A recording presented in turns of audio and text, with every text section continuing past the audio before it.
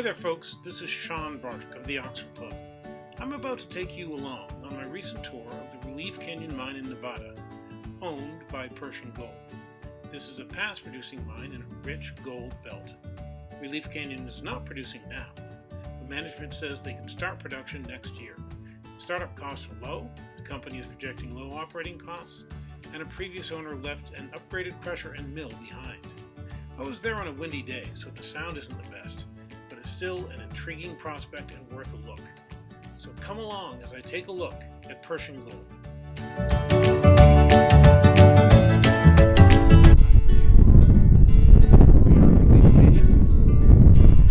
over there is Couer Rochester, which is a big operating silver mine, so they're in a geographical area.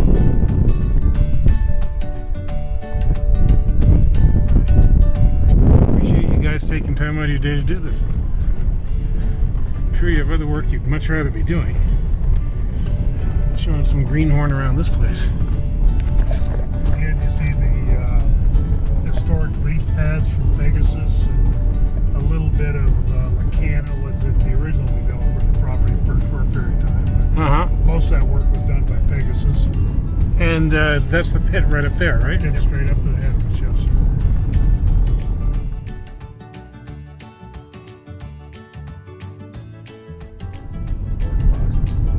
Start up the pit, kind of follow the path that the ore would make coming down the hill, go to the crusher, heap leach, following the pit, and then down to the plant. Okay. When you came down over the hill, you saw this alteration back over here. Yeah. That's Redbird as part of the Mercury district I talked about. Well, he was speaking about the old like mercury mines they had for World War II and stuff. Yep. Quicksilver that his dad worked at. All right. And the area we're going to explore in phase 2 are those low hills that go behind the mine here to the south. All right. And actually will be a little bit south of that road where it's mostly covered. The west step outs are really up against the pit coming this way. Mm-hmm. That rig that's there, you see the big one. And you have 3 of them on the property, right? Right. You can see the closest one to us is a reverse circulation rig, and it's in the footprint of the waste rock dump. So it's doing condemnation of this.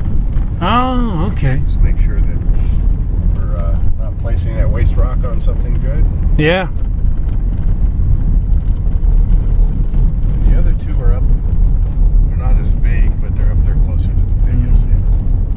I've been on more than one project in the past where they had to move the heap leach back because it was on top of something good. Well, at Couer Rochester, one of their best intercepts is underneath the heap 1 or something. They had a huge intercept. I don't think there's any plan to move that heap, though. It's a big heap.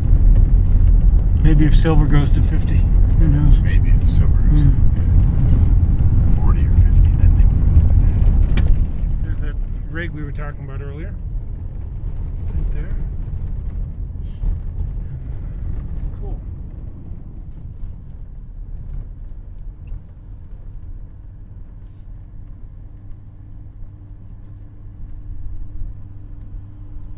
We have 2 different companies. These guys are Timberline. And they're still in Grass Valley, okay? You know that just by looking at the boxes? No, just by looking at the rock. Oh. Yep.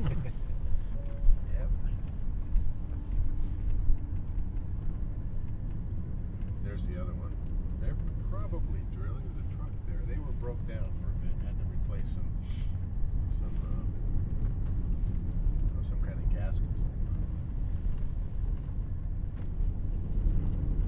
Wow, check that out.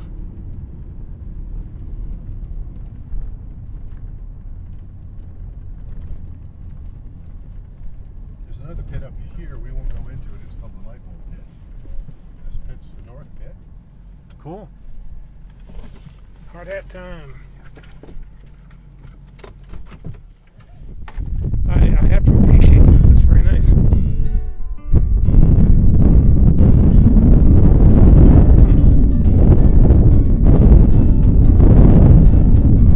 So the pit you will do is like pretty much, it's around this, wider, right? Very little laid back to this eastern wall here. Okay. From that corner all the way down to the bottom right here pretty much remains the same. There's some more gray mineralization left in the pit that Sean Rochester is talking about.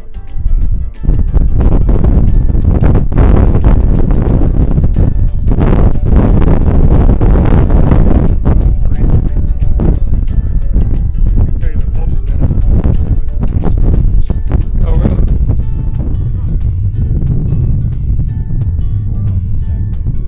This is what you were showing me in the cross sections during the presentation. So when we model this, we have 100 cross sections. We start back on an average. We take them 50 feet.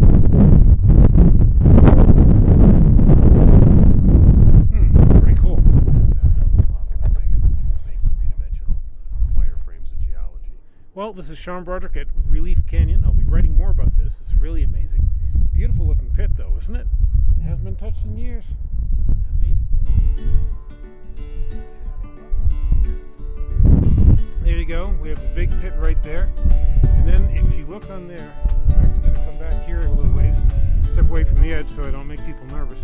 But you can see one rig there, and just the top of one sticking out over there. So rig's all working on all this stuff. And you can see how the rock changes color. That's the different geological shifts that they had. And very neat, very neat. This is the South Pit at Relief Canyon.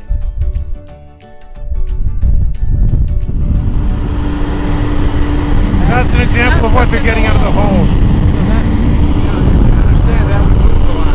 So Yeah. you gotta get the casing down to keep that from moving in. We're above the horizon. That's the stuff we're fighting right now.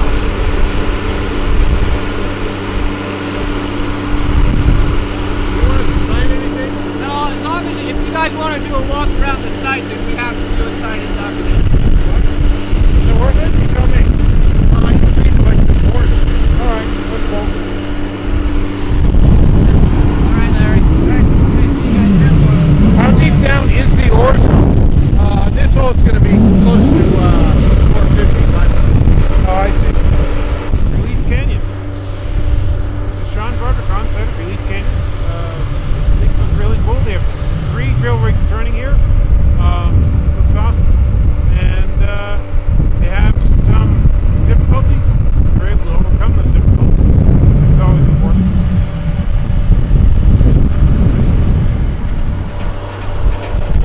Here's some core. And that core was filled up with this rig right here. That's how they find out what kind of deposit they have. And here's all the core they've already drilled, stacked in boxes, which will then go off to be tested. And those long pipes, those are the hollow pipes that the drill rig puts down, and so they can pull up the core through those pipes. You know, they pull up each piece of pipe and it has core in it. And so that's pretty cool. This is that old low-grade stockpile. Part of this dump is 5.5 million tons. Oh, so this is stuff you can start processing. Yeah, so this, you know, on the east side of this dump, which is 5.5 million tons, we've drilled it out with about 20 drill holes, and probably more. And it'll make ore. It'll go in and can go down to the crusher or do what we want with it. Okay.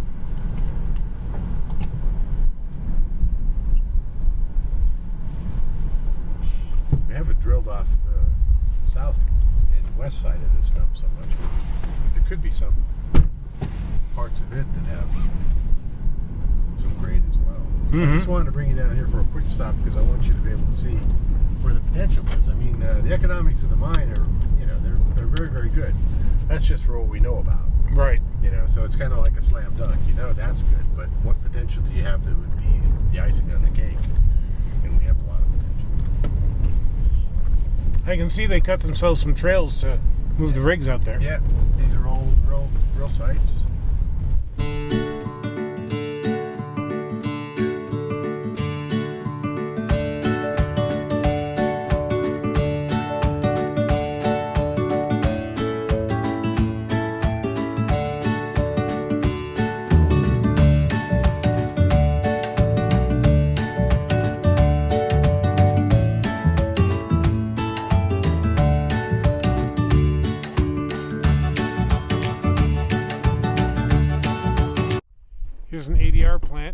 was gutted by First Gold, and they rebuilt it inside for processing gold ore, and then they ran out of money.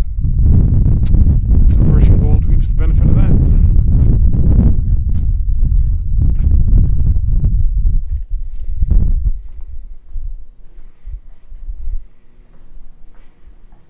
Neat. So anyway, the building is what Pegasus had here originally.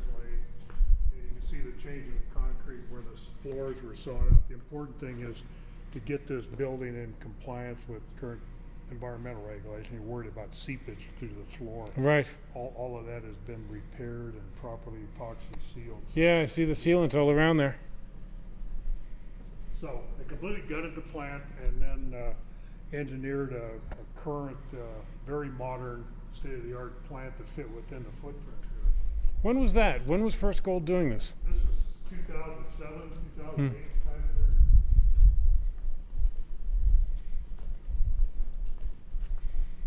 The first part of the plant, the absorption part of the plant, ADR, pregnant water comes in from the preg tank up above us, and it goes into these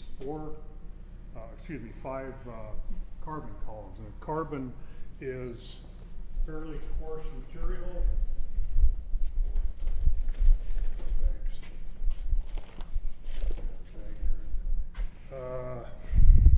Well, I've seen stuff like it at other You've plants. seen carbon. It's a quarter-inch kind of diameter chunks of charcoal or carbonized coconut shell is the source.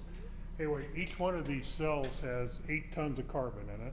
Water comes in the pipe here and then flows up through each one of those columns and fluidizes the coconut shell carbon that's in there. A normal heap leach system that you'll see is a cascade gravity system where there will be a series of tanks that cascade down in elevation. The preg goes into the top one, goes upwells through the first column, then overflows, and then goes up through the down and then up through the second. Yeah, tank and so yeah, on. yeah. I've seen that arrangement before. And the carbon goes the opposite direction. And the movement of the carbon is the key that's different here. The water is going from the top to the bottom. And remember, the strongest strength water, strongest gold content preg is being exposed to carbon that's already almost completely loaded, almost saturated to its carrying capacity. So it's putting the last little bit on there, and then there's some tail that's left afterwards, and then the successive columns recover that. When that top column gets loaded to the maximum extent, the amount of gold loaded on there is maxed out, typically about 200 ounces per ton of carbon. That carbon has to be removed. It's pumped out of the tank, and then the other cells are advanced upstream. 4 goes into 5, and so on. I see. You've got to do a lot of movement of the carbon. Carbon isn't very hard. It abrades very easily. You make fines in the process of doing that. Carbon fines are bad things today because they have mercury in them, federal restrictions you can't do anything with them anymore. There's carbon fines accumulating in the gold industry all over the United States. Used to be you could do things like ship it off to copper smelter or silver smelter in Mexico. Peñoles, you could burn it in Canada. I've been down to that Peñoles plant, as a matter of fact. Yeah. Anyway, they got the emissions and air control and everything, but the bottom line is feds just don't allow foreign shipment of any mercury-bearing product because mercury is used in artisanal mining and Amazon. Yeah. It's a big problem in places like that. It's a restriction that we're forced to live with it. Anyway, with this system, with these pressurized carbon cells, you don't need to move the carbon. You change the flow of the water through all this manifolding underneath there. If that's the first cell being loaded to its full extent, you're going to take it out of system and turn this one into the first cell. Oh, okay? Nice. And then you just pump carbon straight out of there into the strip vessel. And when you have stripped and regenerated carbon, it's got the gold removed from it, that's put back into this one, and it becomes the last one in the string. It's got the highest activity carbon, seeing the lowest strength tenor, the lowest tenor solution coming in, so it's got the highest ability to extract that little bit of gold left out of it. What a very modern system. I mean, of that type. That really is. It's a lot more expensive system too. there's as much money in that pressure system there as there are in a lot of entire ADR plants you're going to see around. So anyway, the carbon in a conventional system is going to get moved 5 or 6 times before it gets stripped. This is moved one time in the vessel and out of the vessel. Yeah, which cuts down on those small fines, like you talked about.